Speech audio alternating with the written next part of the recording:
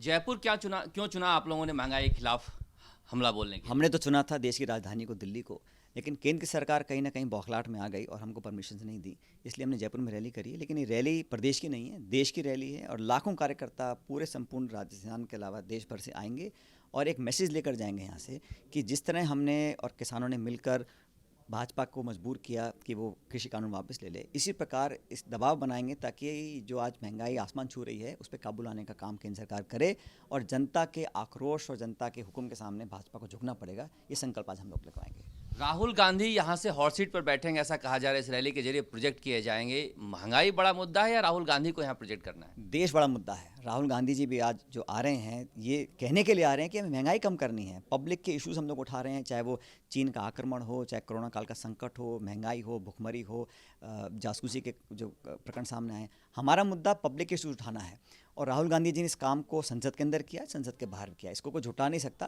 विपक्ष के बाकी नेता भी अपना काम कर रहे हैं, लेकिन राष्ट्रीय स्तर पर जो जवाबदेही तय करने का, जो अकाउंटेबिलिटी सेट करने का काम राहुल गांधी जी कर रहे हैं, उसको कोई झुटला नहीं सकता है।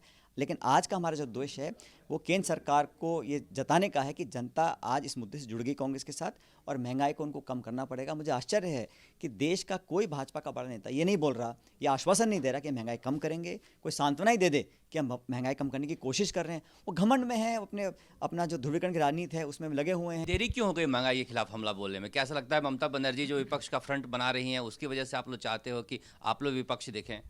देखिए, ममता बनर्जी एक चुनी हुई मुख्यमंत्री हैं और वो अपनी भूमिका निभा रही हैं, अच्छा है। लेकिन ये बात भी सबको समझ लेनी चाहिए कि राष्ट्रीय स्तर पर अगर कोई दल है जो भाजपा को चुनौती दे सकता है तो वो कांग्रेस है और कांग्रेस वो धुरी बन सकती है 24 में जहाँ पे हम एनडीए और बीजेपी को हरा सकें। बाकी क्षेत्रीय पार्टियों का अलग महत्व है, उनका हम सम्मान करते हैं, सबको साथ लेकर चलेंगे। लेकिन जो आंकड़े, हकीकत, वास्तविकता है उससे अगर हम मुंह फेर लेंगे तो अपना खुद का नुकसान करेंगे। पूरे देश से आप लोगों ने यहाँ पर नेताओं को बुलाया है, प्रियंका गांधी भी ब्रेकफास्ट पे मिल रही हैं, तो एक बड़ा कांग्रेस का यहाँ कोई आप लोग रोड मैप तैयार कर रहे हो? हम तो रोड मैप तैयार कर रहे हैं कि जनता के मुद्दे को कैसे केंद्र सरकार तक पहुंचाएं। वो अंधी भरी सरकार बैठी है, घमंड और अहंकार में राज कर रहे हैं।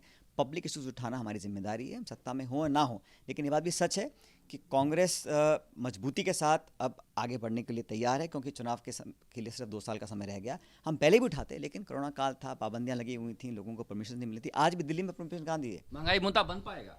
महंगाई हमारा मुद्दा है। आप देखिए, आज 1000 रुपये का सिलेंडर हो गया है, 100 रुपये पार कर गया पेट्रोल डीजल, और किसी को कोई चिंता भी नहीं है। तो महंगाई मध्यम वर्ग, गरीब, हर व्यक्ति को छूती है और मुझे लगता है कि इसमें पूरी तरह फेल हुई केंद्र की सरकार। ये सचिन पायलट जो कह रहे हैं कि केंद्र के खिलाफ अगर कोई आवाज़ उठा रहा है तो राहुल गांधी हैं और राहुल गांधी ही महंगाई के खिलाफ देश में एक माहौल बना सकते हैं।